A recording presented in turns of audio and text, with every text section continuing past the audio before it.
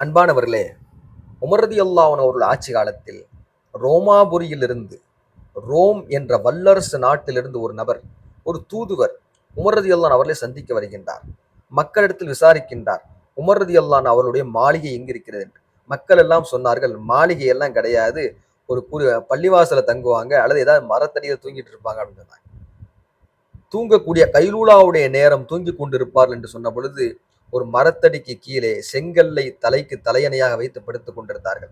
வந்த தூதுவர் பார்த்தார், ரோம் பாரசீகன் வல்லரசு நாடுகள் எல்லாம் இவரை பார்த்து நடுங்குகின்றது. ஒரு காவலாளி கூட இல்லாமல் இப்படி மரத்தடியில் படுத்து கிடக்கின்றாரே, இன்றையோடு இவருடைய கதையை முடித்து விட வேண்டும் என்று சொல்லி வாளை உருவுகின்றார். உமர் ரலியல்லாஹு அன்ஹு படுத்திருந்த பக்கத்தில் இருந்து பூமிக்கு உள்ளிருந்து 2 சிங்கங்கள் வெளியே வந்தது. அவரை நோக்கி பாய்ந்தது.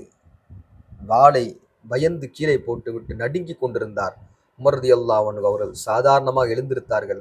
விஷயத்தை சொல்லி அவர் கரத்தை பிடித்து இஸ்லாத்தை ஏற்றுக்கொண்டார். இமாம் ராசி ரஹ்மத்துல்லாஹி தன்னுடைய தஃப்சீர் கபீர் இந்த செய்தியை பதிவு செய்வார்கள். உமர் ரலியல்லாஹு அன்ஹு அவர்கள் அல்லாஹ்வுக்கு மட்டுமே பயந்தார்கள். உலகத்தில் எல்லா வஸ்துக்களும் அவர்களுக்கு பயந்தது.